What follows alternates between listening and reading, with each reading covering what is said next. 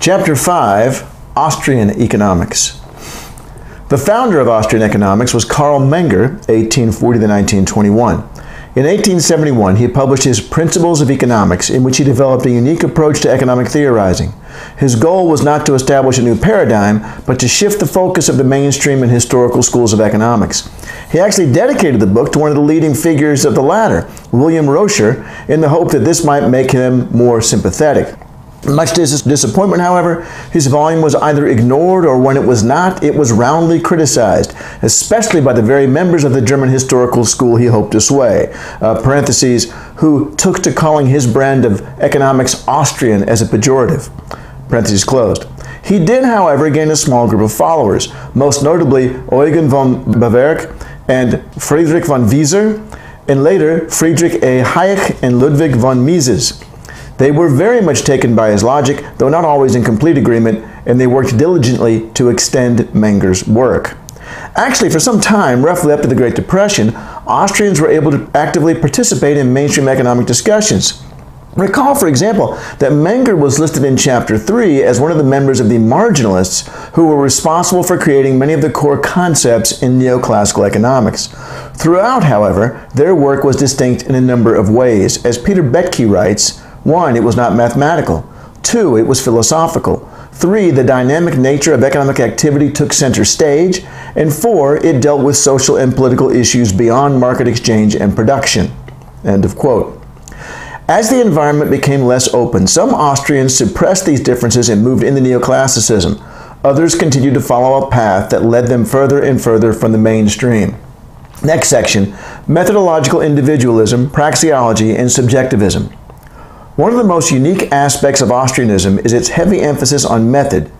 They believe that a careful analysis of the nature of the world and our ability to understand it is a logical, indeed indispensable first step in the study of the economy. To do otherwise is the equivalent of giving a novice scientist a complex piece of equipment with no training regarding its operation or background on the character of the object to be studied. Particularly because this is an area almost entirely neglected in standard economics training, Austrians feel obliged to spend considerable amount of time on this issue. In terms of their method, their starting point is a tight focus on the individual. In the Austrian view, societies do not consume, create, invest, explore, implement social reform, hold values, generate ideas, and so on. Only individuals engage in such actions. Studies must be designed accordingly. It is also for this reason that Austrians question the use of aggregative statistical measures so common in neoclassicism and other schools of thought. Concepts like gross domestic product, unemployment, capital stock, and the like are viewed as historical data, as they are not relevant to the decision-making and actions of the decision-making individual. Econometrics and mathematical models assume quantitatively constant relationships among the variables. Believing that there are no such constraints in human decision-making or actions because of the individual's free will, most Austrians prefer verbal, theoretical construction. So how do they study the economy if not by systems of equations or statistical analyses? Their guiding principle is praxeology. This method, to be explained below, is viewed by most members of the school as their core analytical process and perhaps the key distinguishing feature of their approach, albeit not without variation and controversy. For simplicity, I will first describe the strict version embraced by those who most closely follow Mises. There are a number of related and component concepts, starting with the action axiom, or the proposition that every conscious action is intended to improve a person's satisfaction. This is viewed as self-evident, for the very act of trying to deny it results in evidence to the contrary. If you are trying to disprove it, you are engaging in a conscious act aimed at achieving a desired end. Note the similarity to Descartes' "I think, therefore I am." To him, this too was impossible to refute, as trying to do so is evidence of thought and therefore of your own existence. The parallels do not end there. Though it would be wrong to characterize Austrians as Cartesians, it was nevertheless the goal of both Descartes and the strict praxeologist to create an impregnable argument, one composed of unquestionable premises that led via impeccable logic to an indisputable truth. This bears repeating. To some Austrians, praxeology creates not simply a means of developing theories or discovering regularities, but of revealing the truth. To put this in perspective, recall the simple argument from Chapter 3. Premise 1, all economists are risk-averse. Premise 2, Susan is an economist. Conclusion, therefore, Susan is risk-averse. Further recall that the above is valid if the premises support the conclusion, and it is cogent if the argument is valid and the premises are warranted. Validity can be determined by relatively objective processes, but deciding warranted and therefore cogent is far more complex. The strict praxeologists are out to resolve this problem. They do not want warranted or close enough. They want absolutely, unquestionably correct. And they think it is possible to achieve this. This is so because the focus of our analysis is the individual, and we ourselves are individuals. Hence, we have a unique insight into the object of our study. Imagine the difficulties of the marine biologist or the particle physicist. What they are trying to understand is completely external and foreign to them. As economists, however, we are both the analyst and the analyzed. For that reason, these particular Austrians believe that introspection and reason are reliable means of developing not just reasonable, but foolproof axioms. They are very skeptical of relying on observation and falsification for the creation of assumptions. To them, there is only one proper approach, and that is praxeology, the study of human action via deductive logic based on axiomatic truths derived from self-reflection. Observation only reveals historical relationships. Now, this strict version is hardly universal among Austrians. In fact, it's probably safe to say that it's a minority view.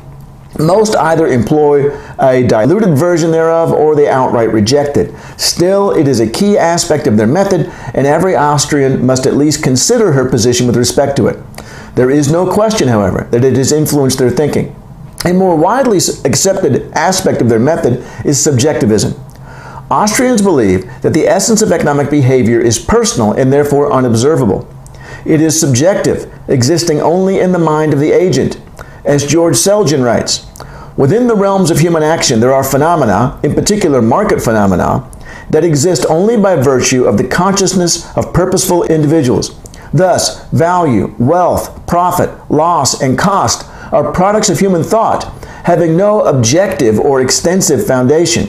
One cannot imagine their existence or conceive their alteration except in connection with acts of valuation and choice." End of quote. Note the consistency with their focus on the individual and how it defines categories of economic behavior upon which economists should focus. It is also another reason for their reluctance to use aggregative statistics like consumer goods or capital stock. We can no more pretend that gross domestic product is a reflection of the level of human satisfaction than we can develop a means of summing the love in a community. It is unobservable and exists only in the minds and hearts of individual agents, but it does exist. Hence, whether or not something is a consumer good, for example, is impossible to determine a priori. This creates a problem for the identification of capital goods too, as their value is derived from the consumer goods they create. What is capital depends on the purpose of the individual using it to some end. Much of what neoclassical economics purports to explain in choice theory, for example, is rejected by Austrians on the basis that it assumes in evidence information we cannot logically obtain. Subjectivism is thus key in their argument that government planning cannot be superior to market solutions. This is so because it's impossible for policymakers to know the true preferences of those they purportedly serve. Not only that, but an economy planned by government policymakers necessarily precludes private ownership of resources and thus markets for resource exchanges. If there are no resource markets, then there are no resource prices that reflect relative scarcities. Production combinations become ad hoc and arbitrary rather than economic. This lack of information is critical and decisive and means that socialist economic reforms are bound to lead to inefficiency and stagnation or worse. Meanwhile, in a market system, individuals are free to act based on what they and only they know and to engage in free negotiation with others who are in the same situation. No other economic system is capable of so neatly drawing out this unobservable but critical information and then using it to allocate resources and distribute goods and services. In other words, no other economic system is truly capable of satisfying our wants and needs. Next section, market process. The main focus of Austrian theory is on catalactics, or the theory of exchange. Austrians view market relations as a real-time process involving interacting decision-making individuals. Although the uncertainty of the future makes all decision-making speculative in nature, the key thrust of Austrian market theory is to show how markets engender cooperation among exchanging individuals so that their actions are better coordinated and their individual goals thus better achieved. Individuals do not do this consciously. Rather, such order arises spontaneously. In this manner, their methodological focus on the individual still allows for the existence of social institutions. Austrians do not mean to imply that markets are perfect. Indeed, consumers and entrepreneurs exist in a world that is fraught with danger and about which they realistically know very little, a concept that John Maynard Keynes and the post-Keynesians also embrace. See the next chapter. So they stumble through life, groping for answers and looking for signs that they're on the right path. They need knowledge precisely because they lack it, in stark contrast with the typical neoclassical assumption of full employment. Markets create knowledge via prices that result from supply and demand driven by free interaction of individuals who know, if not exactly, then much better than anyone else, their own values and preferences and so on. Markets are not perfect, but they are best. And to strict followers of praxeology, this is not a theory, it is an inescapable truth. One may wonder, incidentally, how the strict praxeologists reconcile the fact that they believe they can identify axioms of human behavior when they also argue that only individuals know the basis upon which they act. What gives them the special power that they say no one else, particularly government policymakers, have? While this has been the subject of some controversy within Austrianism, there is a difference between claiming to know the specifics of anyone's preferences versus saying that they exist and are extremely personal. Strict praxeologists are claiming knowledge only of the general nature of economic behavior and not of the information to which they could not possibly be privy. As previously mentioned, a key to the Austrian approach is their characterization of the market as a process rather than equilibrium, something they again share with the post-Keynesians in the next chapter. There is no guarantee that a world in which agents are groping for paths that will best satisfy their wants will ever reach a stable position. Indeed, the role of the entrepreneur is specifically to anticipate future consumer demand. If entrepreneurial activity is a core feature of capitalism, then so must be change and not equilibrium. Next section, Austrian business cycle theory. A concrete example of the Austrian approach is their business cycle theory. Supporters describe it as, quote, an altogether different kind of theory, derived using the method Ludwig von Mises dubbed praxeology. It is the logical consequence of the axiom of human action in conjunction with its corollaries of time preference, interest, the vertical structure of production and capital complementarity, and the nature of the institution of central banking. Praxeology dispenses with mathematical tools, restricts aggregation within individual stages of production, and refrains from proffering predictions of either timing or magnitude, end quote. Consider first the idea that individuals will generally prefer consumption today to consumption tomorrow. To induce them to accept the latter, some reward must be offered. This is why banks must pay interest to attract savings, funds that they then loan out to firms, assuming households to be net savers and firms net borrowers. Note further that the greater their preference for today, the higher the interest rate must be to induce them to save. Now consider the resources available to a community at any given point in time. They can be employed to produce either consumer goods, or what Austrians call lower order goods, or physical capital, or higher order goods. One of the determining factors of the split between the two is the rate of interest at which firms must borrow to finance investment. If it is high, then entrepreneurs will choose to produce fewer capital goods and more consumption goods, and vice versa. The beauty of this is that it matches precisely individuals' preferences. When they want consumption today, interest rates rise and resources are diverted to consumer goods. When they are willing to wait, interest rates fall and investment rises.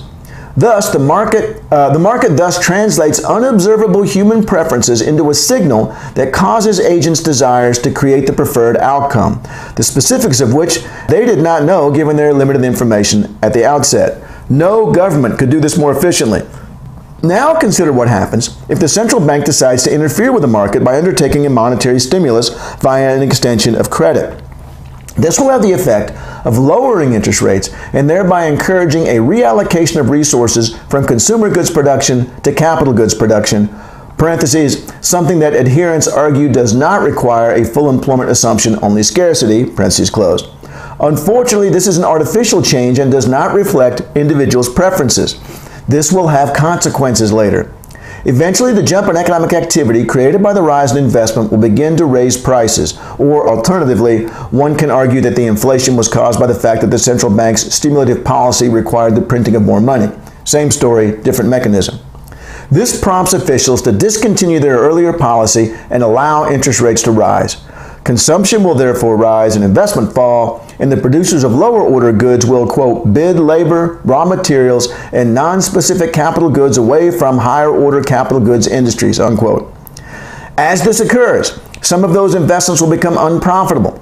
Since capital goods are, as Austrians observe, not homogeneous, but designed for very specific purposes, they cannot be magically transformed into factories that would be profitable in the new economic environment.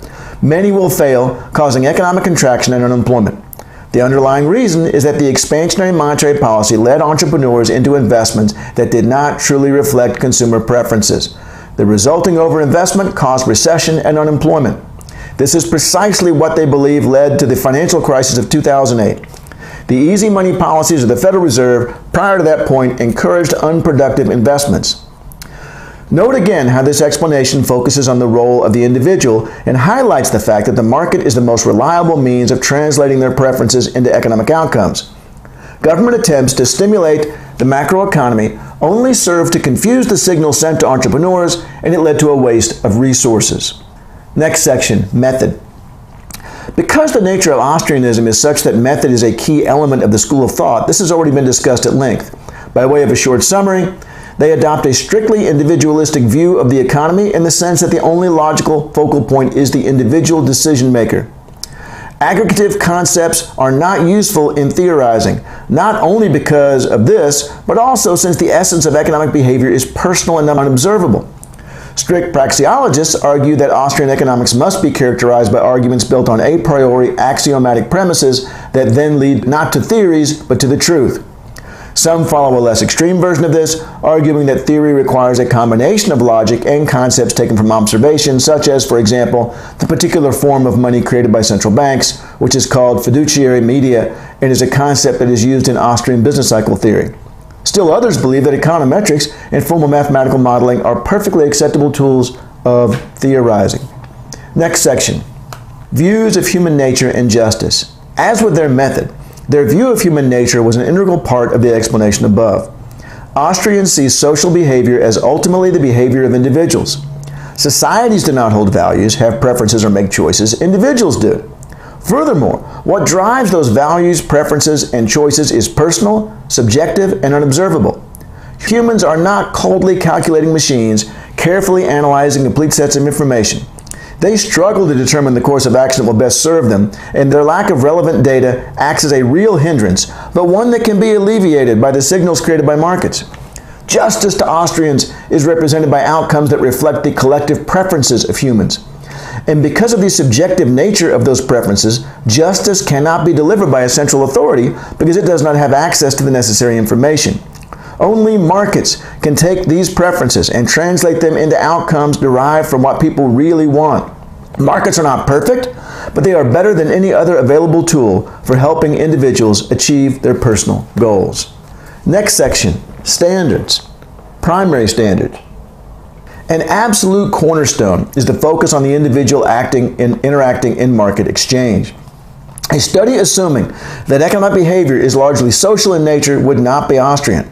Likewise, with respect to the subjective nature of preferences, and because of the manner in which these are incorporated into their overall approach to market theory, it is unlikely that one could manage a successful career as an Austrian while arguing that market outcomes are inferior to those generated by centralized systems.